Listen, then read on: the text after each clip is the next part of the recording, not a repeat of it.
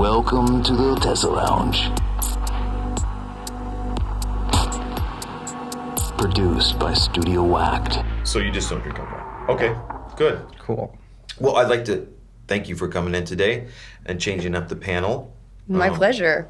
It's fun. How do you say your first name? We call you Moo, right? Sure. Yeah, Moo, Madeleine. Madeleine Rhodes. Madeleine Rhodes is my name. Mm-hmm. Moo is a nickname, and I've been putting music out for 4 years under that name, and it's still out, but I just transitioned to using the name Madeleine Rhodes as an artist name, and which is also my given name.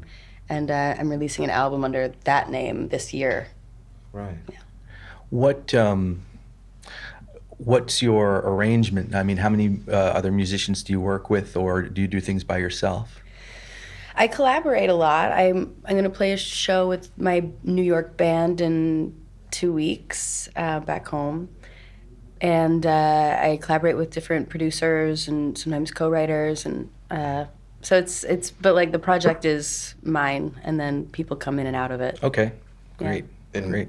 if you had to sort of, I guess, put a label on it, what kind of music would you say it is? I would say it's theatrical indie pop. Okay. Yes. That's definitely new jargon I haven't heard about yet. Oh, yeah? Theatrical in like the Alice Cooper sense, like Marilyn Manson or No. Gigi Allen? It's like I have a lot of influence. I've done Broadway before, and I'm working on a show right now, like writing a musical. And so I grew up and have always been interested in musical theater.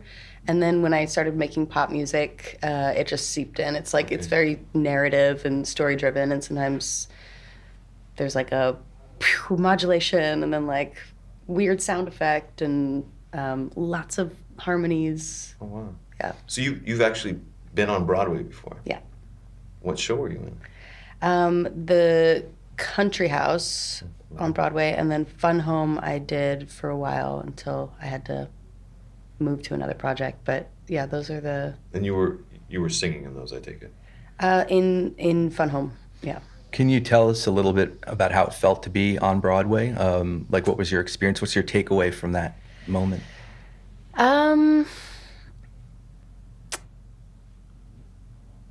It was Fun Home was an incredible show. Sorry, please. Yeah. Just before the answer, can everybody come a little bit closer to the mic? Yeah. Sure. I get a lot of room and it's not looking nice. Okay.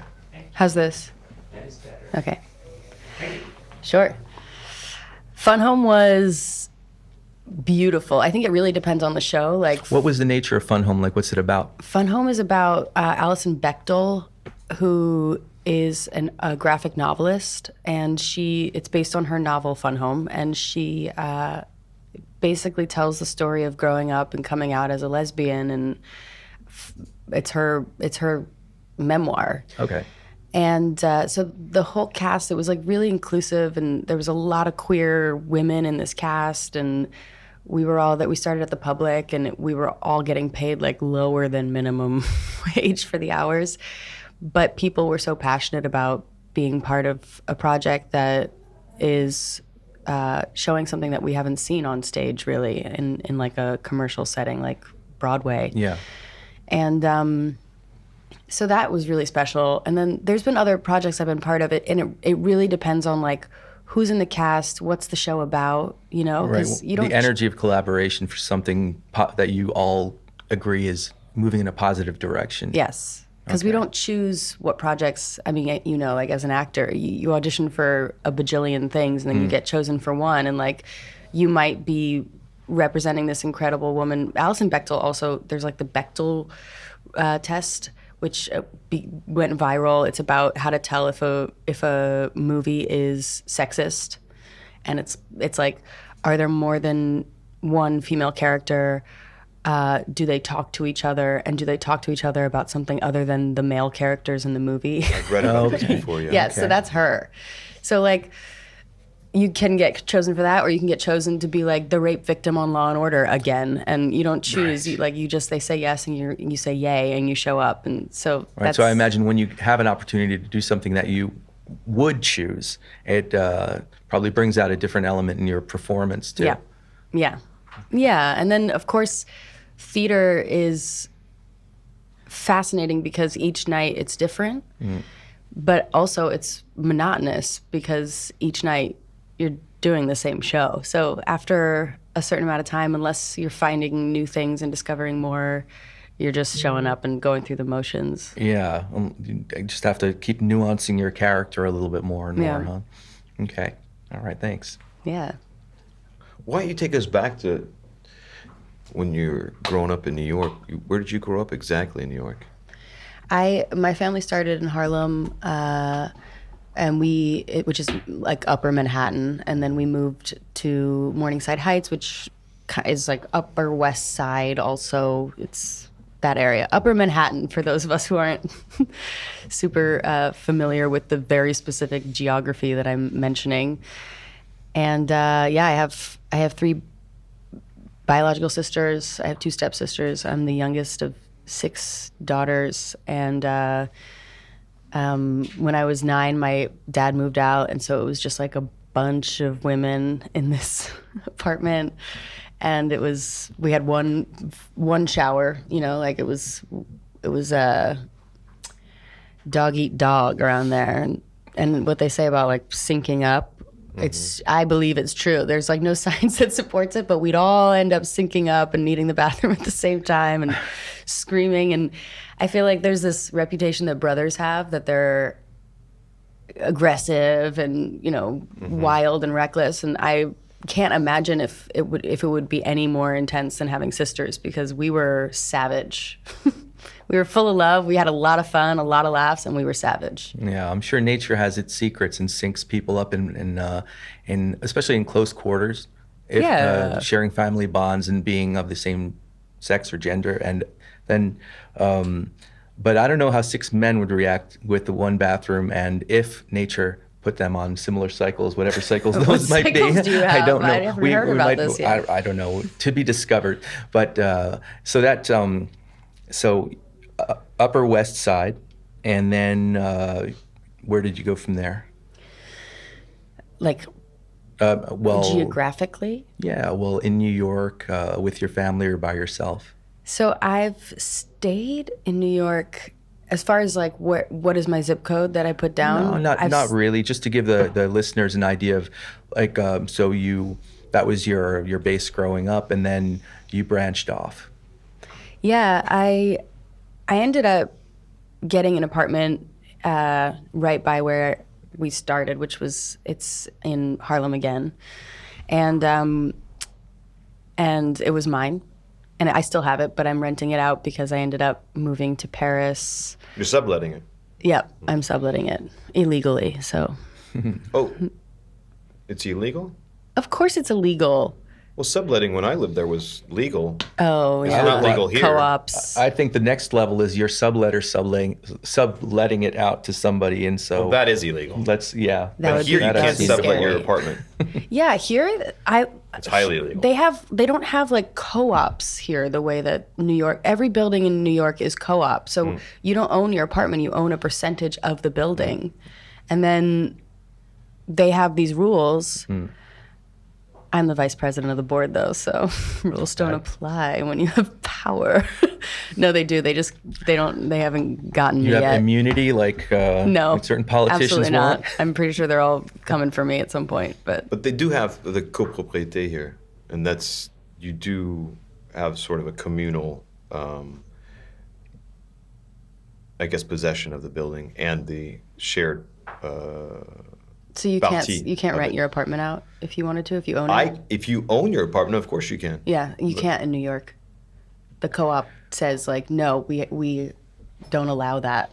Plus, there's Or, like- whole new rules in New York for Airbnb and whatever. Oh, there's right? like no, you can't Yeah. Airbnb. You have to be approved in this like way that you never could get approved. Yeah, and you have to do it for a whole month at a time, I think, or something, if you are approved. Yeah, So yeah. So you just have to like the options are stay in your apartment, lose money and have no one in the apartment, or be shady. And I chose the third. yeah, you got Yeah. to.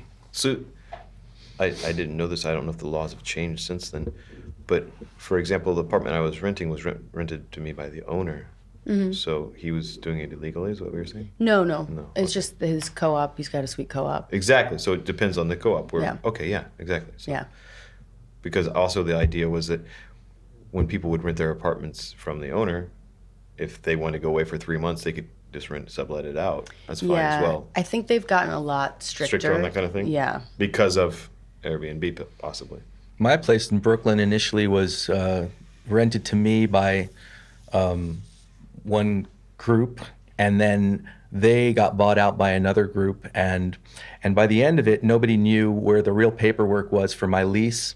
And my roommates, my tenants would sublet out to other people who would sublet out to other people. And by the time I would come back from a vacation, I wouldn't recognize half the people in my spot. Oh, God. And at the end of it, there was no security deposit to get back because the first company had split somewhere, and I don't know where they went. Damn. But it was a good ride, because Yeah, sometimes sounds like those places are like, they give you the best experiences anyway. Yeah.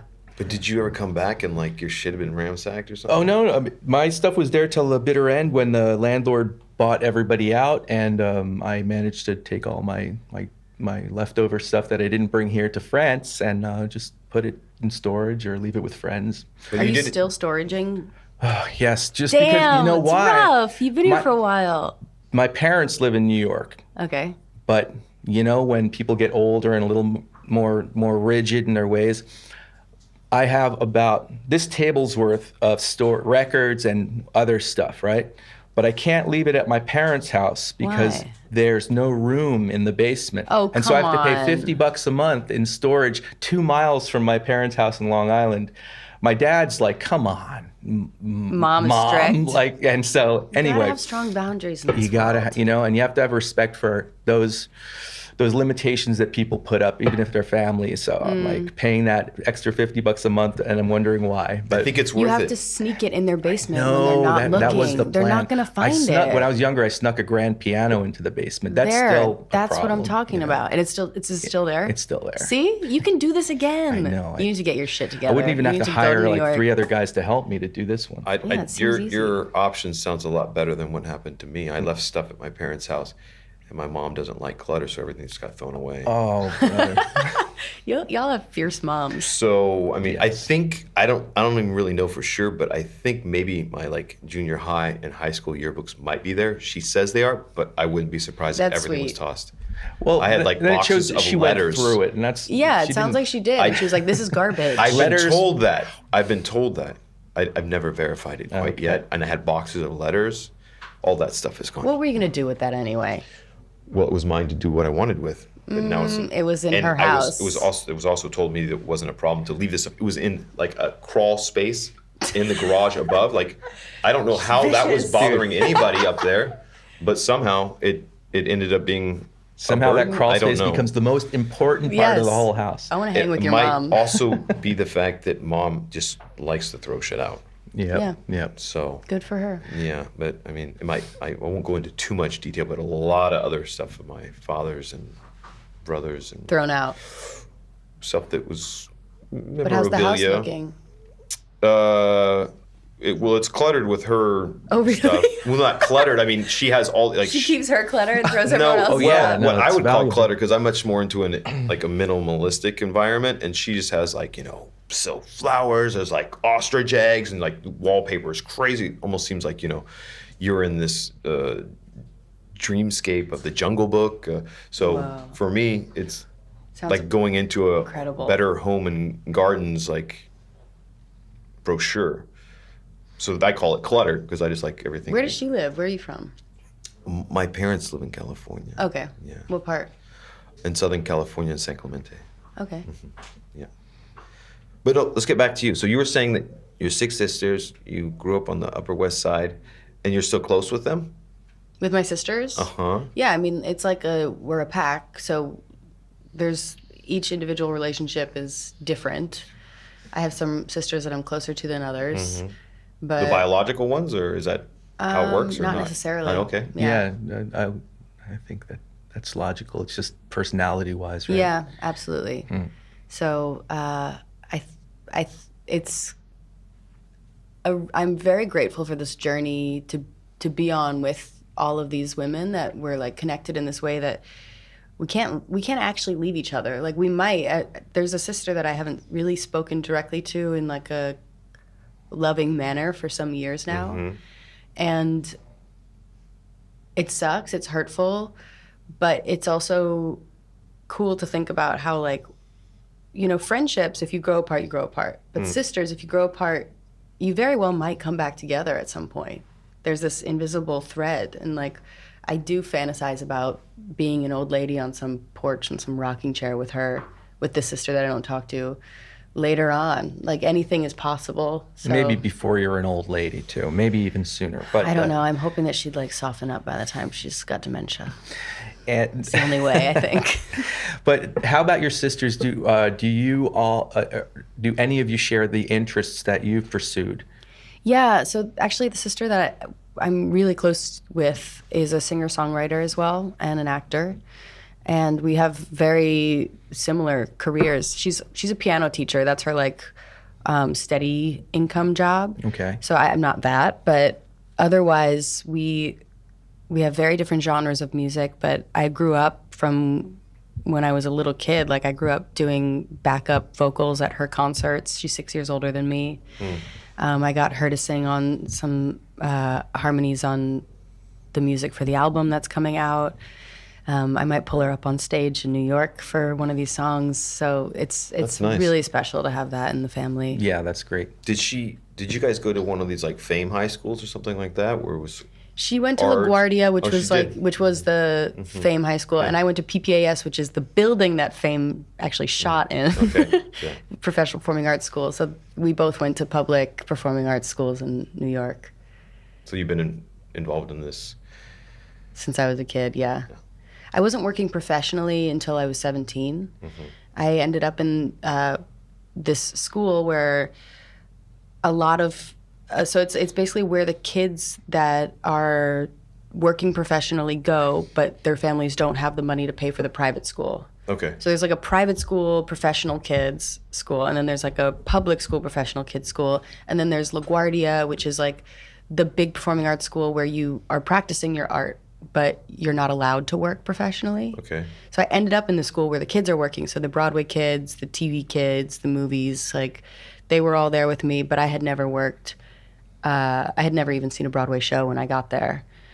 And actually the first Broadway show I went to was The Grinch Who Stole Christmas, because a friend was in it and gave me an opening night Sounds like ticket. a great one though. It was opening night. You got to go to the party after. They had good snacks. So that was, by the time I left that school, I had just started working professionally based on a show that I had been sort of seen by the right people in at the school. So that's where I started. I've only seen two true Hollywood, or excuse me, Broadway shows. Oh, really? Which ones? I saw the Rockettes, Okay. because I had one of the waitresses I was working with in a hotel in downtown Soho. She was in it, Okay. so she invited us to that. And then I saw A Streetcar Named Desire, and everything else was off Broadway. I saw Streetcar Named Desire is a good show. Yeah. Rockettes is terrible. I'm so sorry. Well, she was in it, so she was awesome. And Radio City Music Hall, you're gonna have a bad time. You get in free. You're with a bunch of people from work. It's not a bad show. I mean, we got to see her dance, and that was really cool. In my opinion, they just don't do enough Broadway musicals on ice anymore. You know, That's when what- I was that's growing what's up, that lacking? was the thing. That was the thing. Like, you didn't just see a musical; you went to see it on ice. You know what I'm saying? And so, like, people had to be extra talented. right. But in your experience, have you mentored any younger actors or performers yet? Or Actually, yeah, this guy from like Saudi Arabia called me and was like, "Can you teach my son how to act? He wants to go to acting school." So then I just like, they paid me so much money to just like be on Zoom with this kid recently. So yeah, I'm like at the point where I'll help someone if I get paid enough. okay, Otherwise, like, I mean, of course I talk to people, and like I've jammed and written with young songwriters. right, all that's included. Yeah. It doesn't have to carry a paycheck. If but I of like, course- yeah, if I see something, not even see something special in someone, but just like feel their desire. And to me, it's not about talent, really. It's not about whether they're younger or older than me. It's just like, do they want to work hard, and are they a good person, and do they have something to say? Yeah. And for me, I write a lot from pain. So when I meet someone that I feel like is carrying something and they're brave enough to try to get it out and they're willing to work, then I'm happy to be whatever support I can be to them. Yeah, excellent. That's the right. I mean, not the right, but I would agree with that in the sense that you can just feel out somebody's motives, somebody's energy, and say like, I have something to offer. Yeah, and is the vibe good? Like, I'm not really interested in like how many millions of followers do you have, and like how is this gonna? I mean, sometimes you have to do that kind of stuff in this industry, but I'm more like, if we get into a room and we feel safe together to write something, of course, like, let's go. Nothing else really matters. Cool. Yeah. What's your process like? You said you write from normally a source of pain. These days, this album has been pretty, painful? Yeah, painful birth. But my process, I mean, I started writing when I was, the first song I remember really writing and like secretly singing without telling someone that I wrote it was when I was 9. And I've noticed, no matter how much time goes by, that I tend to write something, and then only when I listen to it, I realize what I'm feeling. I think I get in my head a lot. I think I became in my family like the sort of logical person and the like muscle through person, and okay, this is what we're gonna do, this and then that, and then when there's an outburst of emotion within the family, I'm like, hey, like, you can go take a moment, we're gonna continue doing the thing. And I just became that role in my family and then in life, and I started writing, and like it helps me get in touch with what's going on inside in a way that I haven't really found anything else to do, like even talk therapy. I mean, I'm not gonna knock it, but like I don't get so deep inside unless I've written it down. And I can literally be writing the lyric like, I'm miserable and I should probably just go to sleep, and then like finish the song, and then I like go to sleep, and then I wake up and and I don't realize that I was like, okay, I it's hard to explain, but I say the thing without knowing that I'm saying the thing, and then I listen back and I'm like, oh, that's exactly what it is. That's what's going on. It's tough to tap into that kind of honesty too, you know? I mean, it takes a lot of courage, I think. It's easier to write, in my experience, like peripherally. You know, you can make up a story or make up a song about something that is framed in an abstract way so that you don't have to claim ownership to it directly, you know? So it's a vulnerable thing when you seek to really share something that's going on deeply inside. And so when you were, at what age do you think you found the courage to begin truly saying what you wanted to say? I wrote for a long time before I put music out. Would it come out in, sorry to interject there, but did it come out more in sort of the format of, or style of poetry, or did it come out more, it came out in lyrics? It was my journal. It was my diary. It was mine. Nobody looks at my lyrics. Nobody listens to my melodies. And I'm not going to go sing this on stage. I loved singing on stage, but I wouldn't sing mine. And then, so going back to the process, do you sit down with a guitar, or do you sit at the piano, or do you write this stuff down and have these melodies in your head and then go? It goes differently. Okay. It really, yeah. Like I appreciate that, because sometimes if I'm writing with someone, they have a very specific way that they like to do it. Like, first I'm gonna do a little chord progression, and then you come in with some words, and I'm like, okay, I like being able to be flexible. And with myself, it really, sometimes a melody comes into my head. Sometimes I'm on a train and I'm like, whoa, there's a lot of lyrics that come out and it has no melody, it has no chords. It really depends, just what's going on. It's not really my choice, I guess. It's more like it. Like, you're just the conduit for... something like that. Well, what brought you here? I mean, what are you doing in Paris? So Was it like career brought you here? Or? No, love. Uh-oh. Yeah, Oh, the it's one of stereotypical those. love Hey, that story. Jesus I'm owning Christ, it, okay? Everybody's a fucking cliche. Right? Yeah. Everybody's here because of love. Wait, everybody on your show so far? Shut it down. No. All right, I Shut can it change down. my story. Mark. I can change it. No, don't I'm change here it. for a big opportunity, No, I'm here for love. We're just razzing you. Yeah, I'm here for love. I'm sorry. But A Frenchman, a French woman? French men. Mm-hmm. Yeah, French men. And You said plural. This is getting interesting. Frenchmen. No, actually, he's the only man. Guy. I'm usually with women, actually, Okay. so it's very much not French men. Uh-huh. And when I met him, my impression was that I was more for women, and then I also told him right away I don't like French people.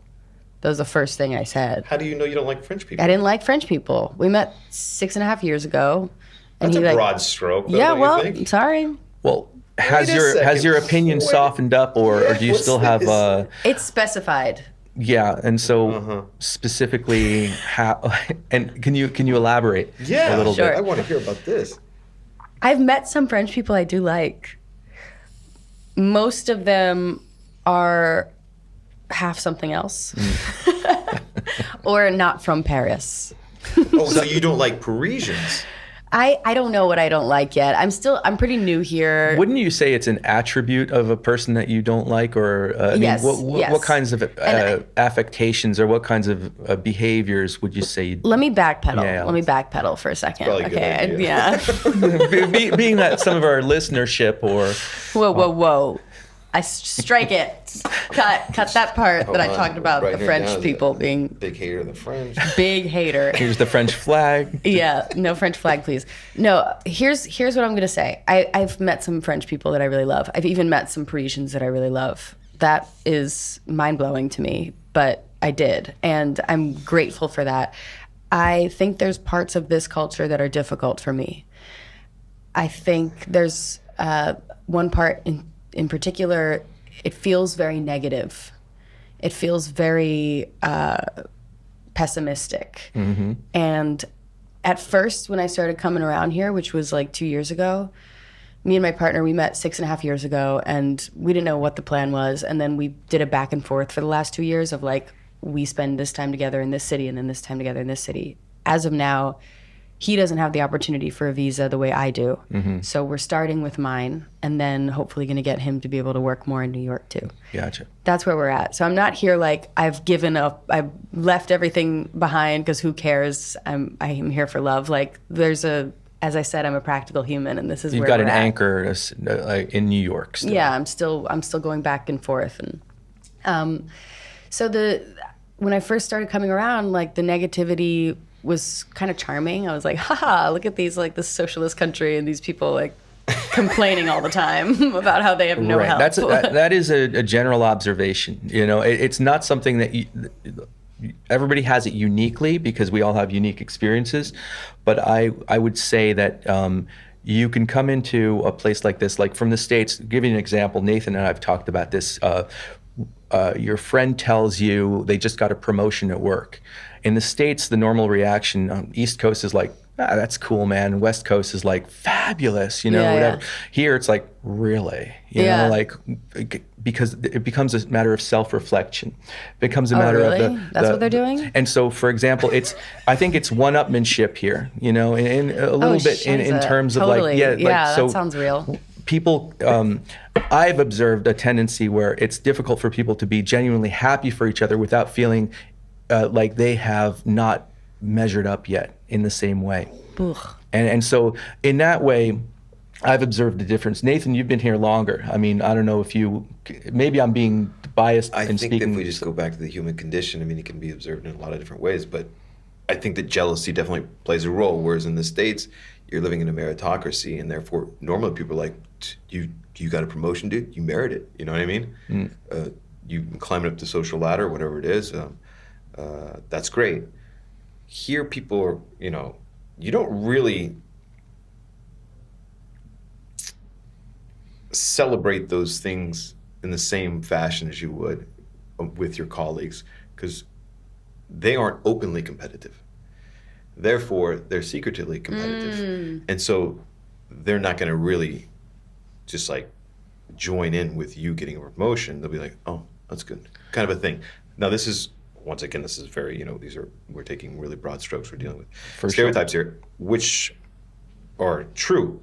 And I think that it has to do with what you were saying is they're very, very different ways of viewing, well, already the system, which would be a social system and social democracy, and also a meritocracy and capitalism to Yeah, we a certain grind. degree. In New York, we grind. And I do miss that. Like, I feel like when I reach out to somebody and I'm like, do you want to meet and jam or something? They're like, maybe. And then they, like, you have to nudge them 6 times or something. It's like nobody wants to work hard. And, well, not nobody wants to work hard, but as specifically as an artist. Like, for me in New York, you want to meet everybody. You want to collaborate all the time. You want to go to everybody's show. Like, you want to be there because we're doing it because we love it. And we have to do it a lot and well because we have to, because New York is expensive and the government's not giving us intermittence. Like, we are out there in the world with the It's lions on you. alone. Exactly. Yes. Exactly. And I'm not like, I've met some people that are really great to collaborate with here, but I've gotten a lot of what feels like red tape, like maybe, and I understand, I write in English, like, and it's, like I said, theatrical indie pop. Like, here they just want like a white man rapping in French on stage, apparently, because I see that everywhere.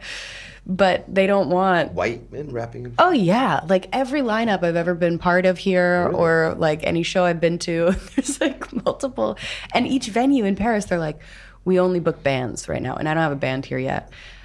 But then I'm like at the venue, and it's just some like white man rapper from the west of France, like hitting doing his play on thing. his little laptop and rapping.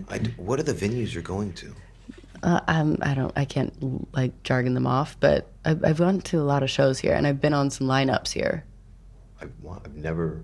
I'll go back to my log. I'll send. No, them I to don't you. know. I've never come across a solo white rapper with Oh yeah, an 808 or something. But you seem to exude an old school mentality in terms of like grinding hard, working for what you really need to achieve, as opposed to maybe an even younger generation's belief that it should they're owed success. And a lot of people I've met, a lot of artists, sort of suggest that they don't need to take all the steps because they belong here. And so, what would Really? you? What they would like you openly say that? well, Like they have the self-awareness? it could. That's maybe not even a French thing or an American, just kind of a universal thing. Tapping into people's sense of identity today by virtue of the augmented identities on social media or whatever. But what would you say to somebody in terms of like who comes to you and says, "Oh, I deserve fame. I'm really people need to hear what I have to say." You know, like how would you teach them to get to where they want to get? Maybe they do. I don't know. Maybe they do deserve fame. Maybe it's their destiny. I'm not into deciding what is going to work for somebody. I just know what works for me. And when I work hard, I get deeper into what I need to say. And when I get deeper, it's more honest what I make. And then I'm more fulfilled by what I've done in that day. That's just what works for me. Some people there's loads of stuff that I should probably be doing in order to, if I want to get to the fame thing, like on a huge commercial level, such as TikTok. Like, I really neglect TikTok a lot. And it's my manager and like people on my team, they tell me to do these certain things. There's some things I have huge blocks on and I can't work hard on it. And I would like to. I can't work hard on it yet. But as an artist, I am always fulfilled by how much I put in. Like, what I get out of it is how much I put in. Mm-hmm. Okay. As an influencer, I don't know, maybe they could give me tips. I'm sure everybody has some perspective with tips they can give each other, but the working hard, the going deeper, that makes the most sense to me. And but do you feel that your art is sometimes compromised by the time you have to spend promoting the art? I mean, you're asking that question at a moment where I am humbled by the necessity to promote art in this way that is new. Like, for like the very beginning stage of when I started putting music out, it was a lot about playing live. And that's where I'd meet the people that were on the lineup with me, and then we'd go write a song together. And now it was happening, but then it was really exasperated by the pandemic, where music promotion has moved entirely to the internet, specifically social media. And I could poo-poo that. I could sit here and be like, that's not real art. That's a distraction from my muse, blah, blah, blah. But Let's do that. No, I don't want to, because it doesn't help me. I'm just fucking around. Okay. But it could be fun. It could, and I could do that. The funny but thing I is, I felt like your sentiment might have been that you don't want to do that, but isn't some kind of authenticity? Authenticity. There it is in English. French. Excuse me. Isn't some of that taken away? I mean, I feel that way. I feel that when people are, I don't know, on one of these pop shows and they blow up or something like this, the whole process of grinding, like you're talking about, of actually getting in there, doing all the dirty work, and really, really building yourself up, doing live shows, because you're coming from, obviously, the standpoint of someone who's really gone through like the system in a way, and not just been thrown out there on YouTube and all of a sudden they blow up. And it's like, of course, like you said, I merit this. This is where I should have always been. I've always seen myself on the top of this thing. You know, I've always been on a pedestal. I mean, I don't know.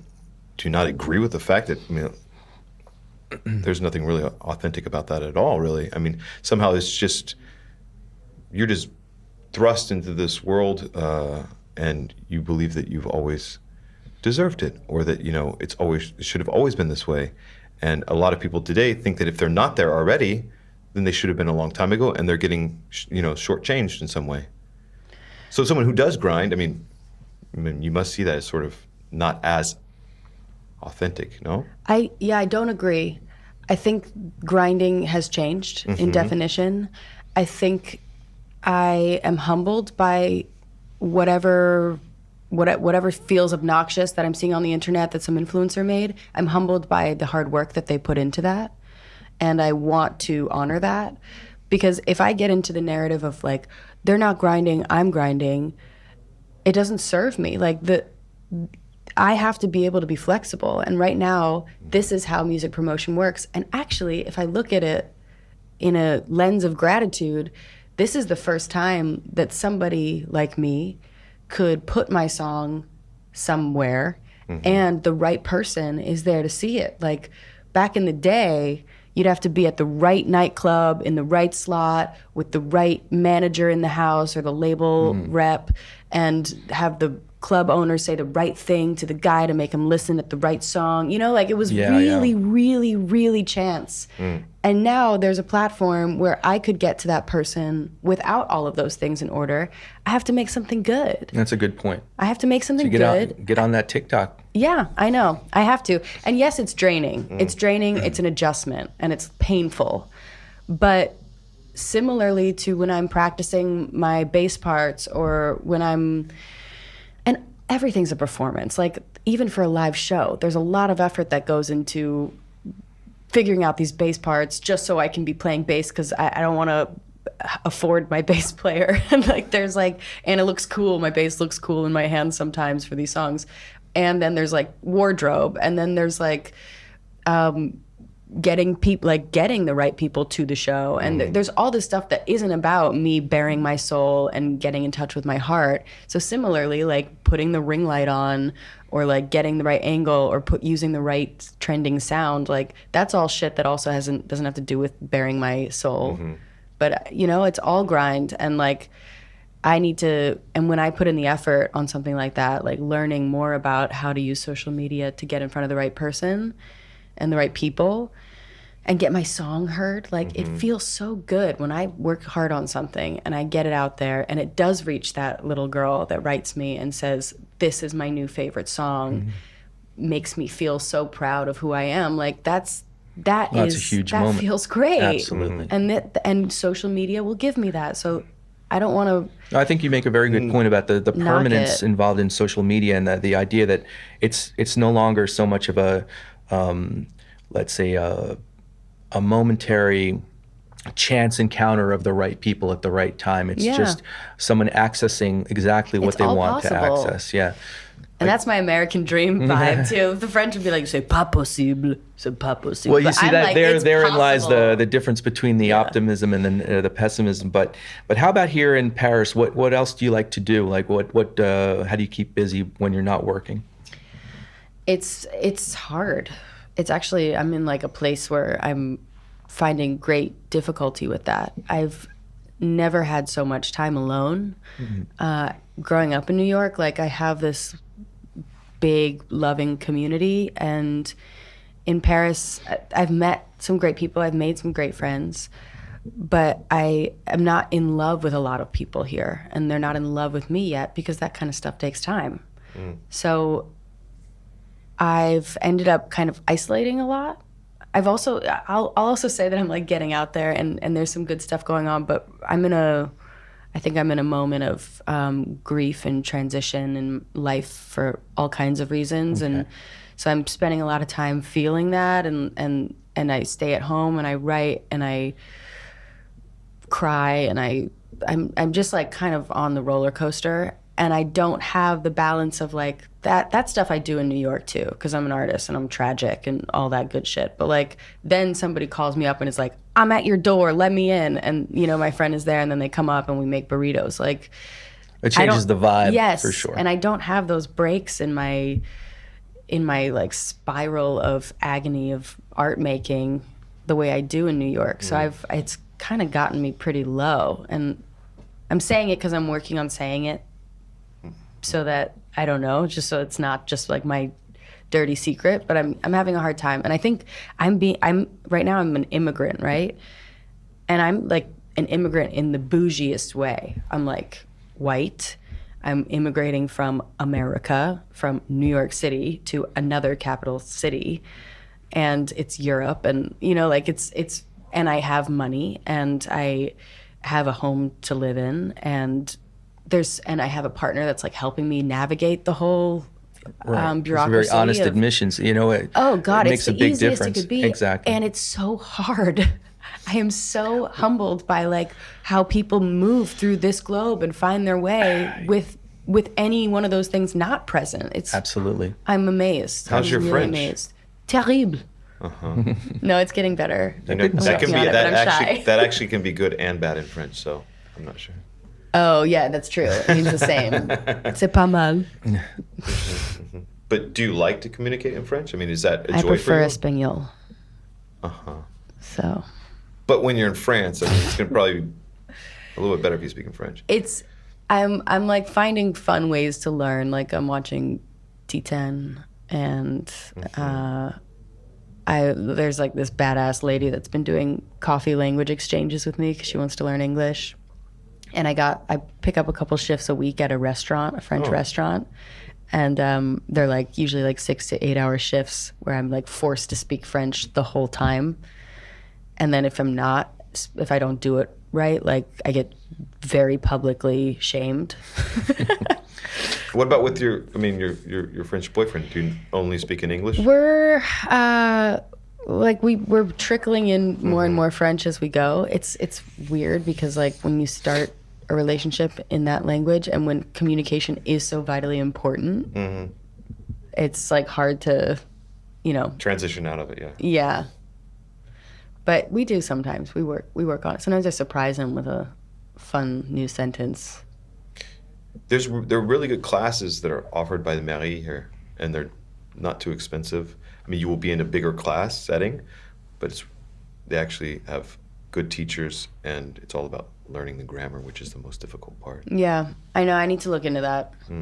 I was doing classes for a while at the Tunisian Center, like by Stalingrad. It was like 10 euros for a year of classes. Well, that sounds like a much better deal. Yeah, That's it like was pretty sweet. So that's great. Were you learning any like Maghrebi Arabic too? Well, it was like the default language, if it wasn't French, was Arabic. That's awesome. Yeah, it was awesome. It was intimidating. It was, like full immersion.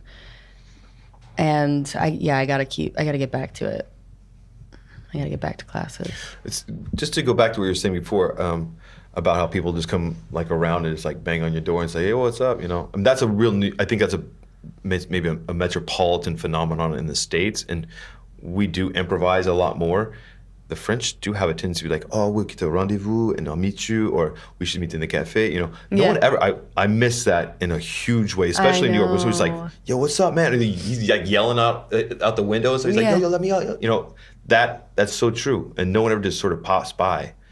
That ties into an older tradition where people used to just kind of pop by. Yeah. Well, and it was like, oh, and you got out the cookies and your mom got out the nice silverware and whatever.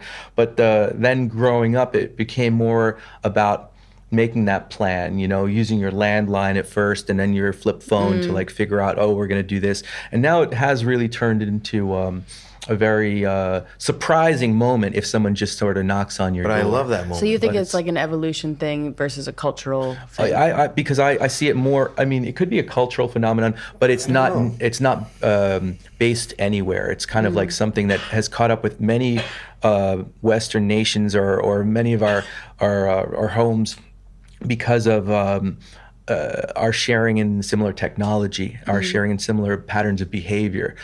That's just my opinion, but it's more surprising now to have someone just rap on your door and you know, in a random way. I mean, I remember that in Brooklyn, and it was cool. Sometimes it was, you know, you welcomed it, and sometimes you didn't. But like, but it could be in terms of your situation, maybe. You know, as a writer, do you feel like that levity that's offered by somebody like interrupting your moments of creativity, does it offer you like a different perspective? Maybe you can launch into a different conversation, or maybe your mood sort of goes into places where you could then see your art from a different objective? Yes. I think I am almost entirely inspired by humans for my writing. And when I spend so much time alone, which as someone to a new country, new city does, I get empty. Like that, I run out of inspiration. And yeah, I absolutely, I mean, I've written, for example, there's this new song that I'm working on right now, well, that we're recording and that we're gonna play at this show in 2 weeks, that the person who's doing backup singing is one of my dear friends, and she had this breakup and came over and cried about this breakup, and the guy was like, you know, he had some mental health stuff that he wasn't addressing, that he wasn't taking responsibility for. She had sacrificed a lot. She had moved across the country to live in some trailer while he does his like lumberjack job, whatever the hell he does. And lumberjack job? I don't know. It's something with like wood is some like. Let's call it lumberjack. Yeah, he's a lumberjack. Is it brawny? And then Red plaid shirt. Yeah. Oh, he had that. And then she came home and was like devastated because he wouldn't take responsibility for his mental health, and she had given all of this and couldn't give any more. And I love this girl to death, Natasha Echevarria. She is like I love her. We've known each other since we were 15, and I love her. And I was devastated. Is in New York? Yeah. Oh, so you've been back and forth recently? No, this was like a year ago. Oh, okay. And then sorry. I wrote the song. For some reason, I felt like it was just the music other day. takes like there's like oh writing. yeah, no, but I just and felt there's, like it was sort of recently. Sorry. No. So I wrote a song called "Help Yourself," and it's like from her perspective, like I'm speaking in first person about this like time that he called her up and was like, I hooked up with someone else, and she was like, we're already broken up. Like, why are you telling me this? I wrote the song about her, and I love writing songs about what experiences I hear about people going through, and because at some point I'm bored with myself. Like I wake up and I don't know what I'm gonna feel that day. I don't know what kind of vibe I'm gonna have. Like, you called me up late last night, like, come do this podcast today, and I was like, call you. I wrote you. You called me too. Did I? Yes. You don't remember called me that at like 11:30. I was like, what? We just met. Why are you calling me? Well, I mean, that's what I was saying. I was trying to be spontaneous. So I ghosted. And then he texted, and then I responded in a text. You were complaining about how French people don't do this, and then I do it. You don't like it. I liked it. You can't have it both ways. I liked it, but it's 11:30. So all right. Well, you're tucking an artist. myself in. You're supposed to be up. No, I take care of myself these days. And you called me at 10:30. I was like, I don't know. Dude, you were at the got a 5-year-old rehearsal kid. space, right? I was at home. I was just chilling. Yeah. What's wrong with you people? You're going to bed really early these days? Yeah, I want to get ready to be fresh for the podcast. If you're calling me Jesus at Christ. 11:30 at night, we have to at least hung out 3 times before that. There's Otherwise, no- it's a text. There's no rules to calling someone. I have rules. Jesus Christ. That's really too bad. You were just talking about all this, great, just being I ruined fly it. by the seat of the pants kind of mentality, and now it's like, well, actually, let's go back to this draconian. No, Very I don't know. Anyway, I'm here, so it actually It worked out in the end, and that's all that matters. And I appreciate that you did actually come out. But what about? I'm sorry to No, interrupt it. go ahead, I was cut just me off. thinking. Sometimes I do. I'm like, No, I noticed, but don't worry about blurt. it. I It's blurt. okay. Oh We'll shit! talk about it later. Resentments. Damn. What that about was all shows jest. coming up around Paris or Europe? Anything? There's like a couple things. There's Hit the Road Festival is happening. It's like an hour outside of Paris. Okay. I think it's June 8th. It's early June. Hit the Road Festival. Okay.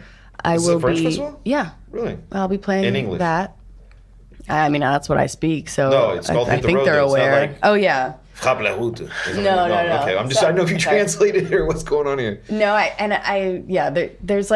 there's this sort of like right now this kind of college, a little like just having graduated college but are booking for college sort of shows. That there's this like group of women that are just like interested in what I'm doing, and so it's one of those. I played a college show recently, and then one of the people there was planning this festival, and then they reached out. So it's cool. There's like some stuff happening where I'm starting to find a little bit of an audience, and then I'm playing a festival, but it's in Brussels. Okay.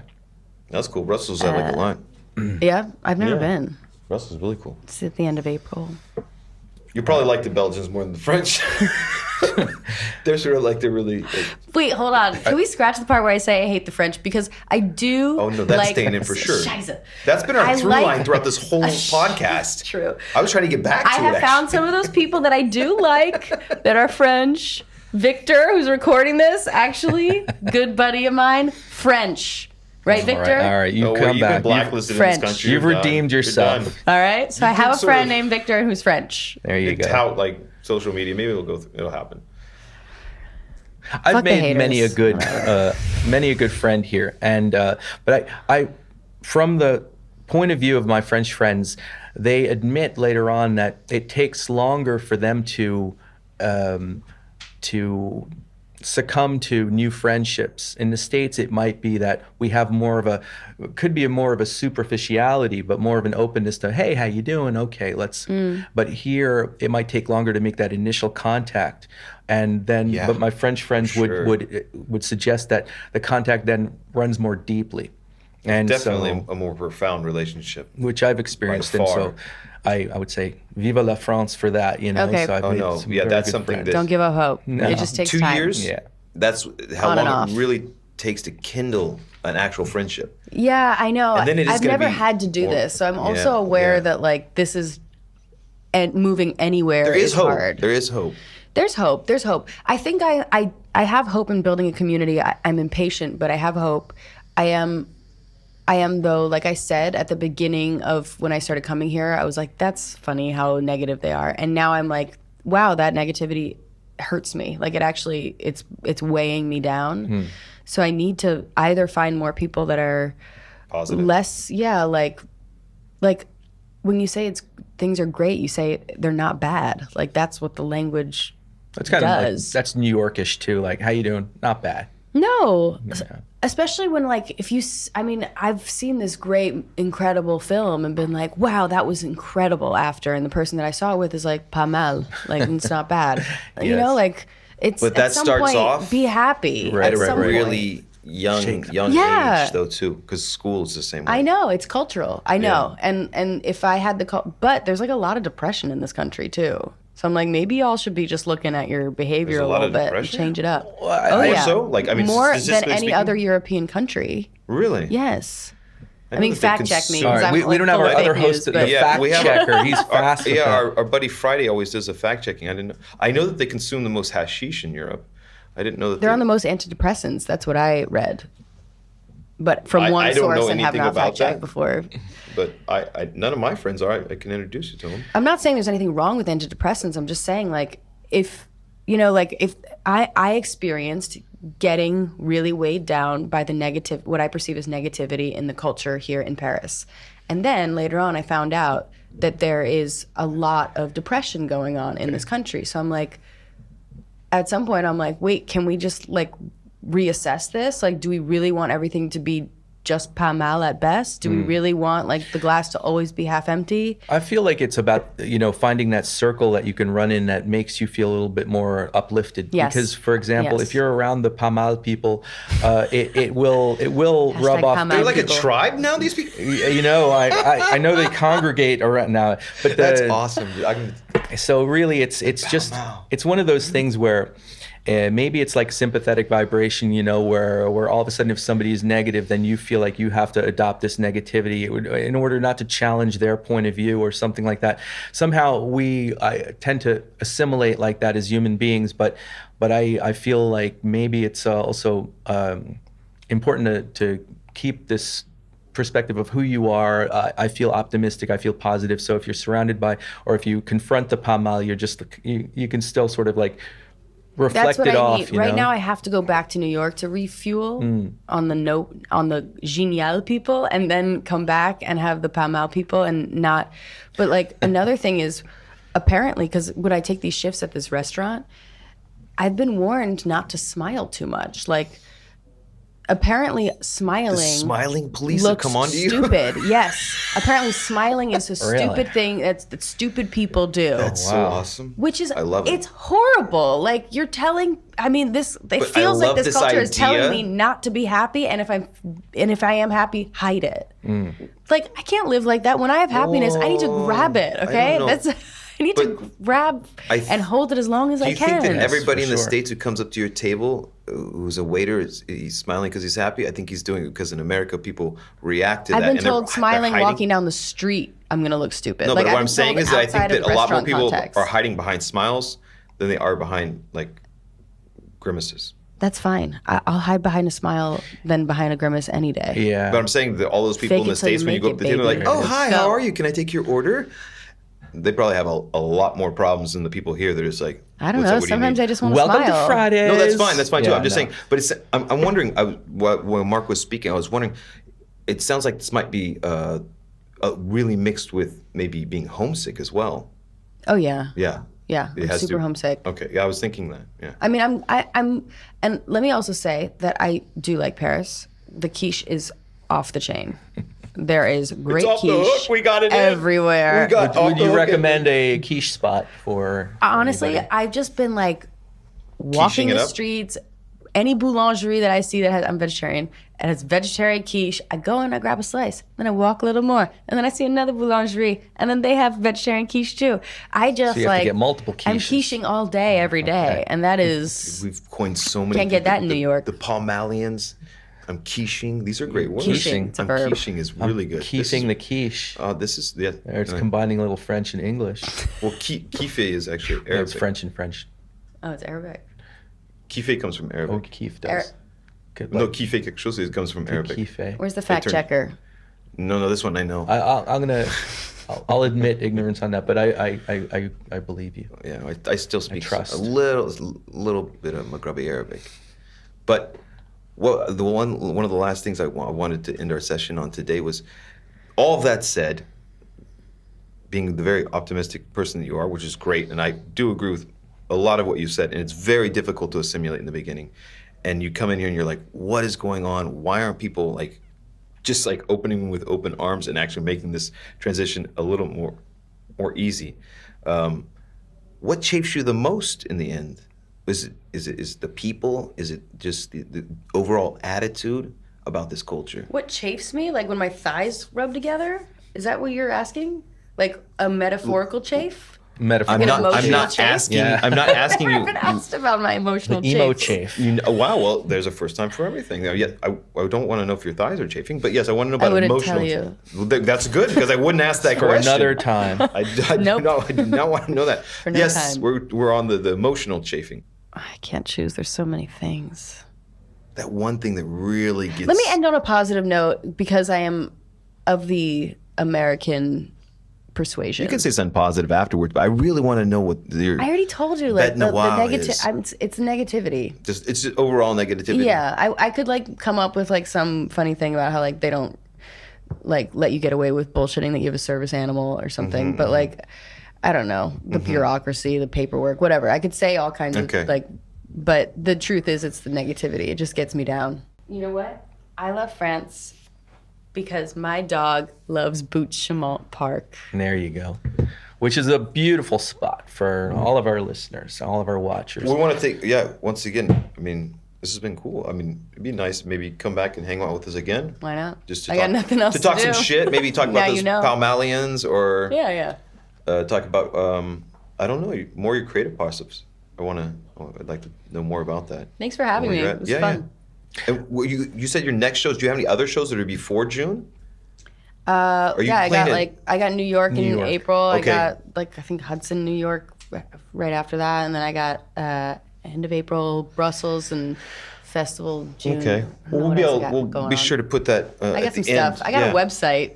Anybody that you want to sort of big up that you're playing with, or that you whose art that you're feeling right now? Well, I'm pumped to jam with Victor soon. I want to try to get him into some live shows over here in France. So stay tuned. Is it possibly you spontaneously pop up in a bar where they sort of let you go on and do a one number or something like that? Open mic?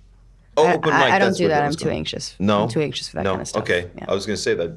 No, I need to know what time I'm on and how long I have, and I can't put my name on a paper and wait and shake in my seat while I drink seltzer. It's just a nervous moment. Yeah, no. Open mics are tough. Open mics were earlier days. Now it's not. I'm not above it. I just can't handle it. There's a little bit of unpredictability about the open mic situation. Yeah. One last question, and it is a would you rather. Okay. Oh, yeah. All right. Oh, yeah. This is. Would you rather Oh, God. be caught in an escape game in North Korea Cool. or have lobster claws for hands? I would rather escape game. Yeah? North Korea. But you Yeah. could play guitar or piano with lobster claws pretty no, well. there's no. This is not even a question. Seriously, I don't want lobster claws for hands. I love my thumbs. Yeah, Wait, but is that- opposable thumbs are But is pretty this a sweet. real escape game, or is this like you're saying North Korea is the metaphor for the escape game? I think it is the escape. I don't- In being in North Korea. Exactly. Or spaghetti hair, or Cooked or not cooked? constantly growing cooked. Is that okay. angel? Is that angel hair? Angel hair. Angel hair. Very Constantly fine. growing at what rate? Oh, like an inch per minute. Oh, You gotta that's a eat lot. You gotta like just crazy. keep eating it. I could save a lot of people with that, actually. I went to the right spot in Exactly. this world. Soup kitchens would love you. Yes. All right. Well, thank So you very that, much I'd for. rather that. I think we ended on a very positive note. I think so too. And I'm hungry now. Yeehaw! Excellent. Super. Bon vent, mes camarades.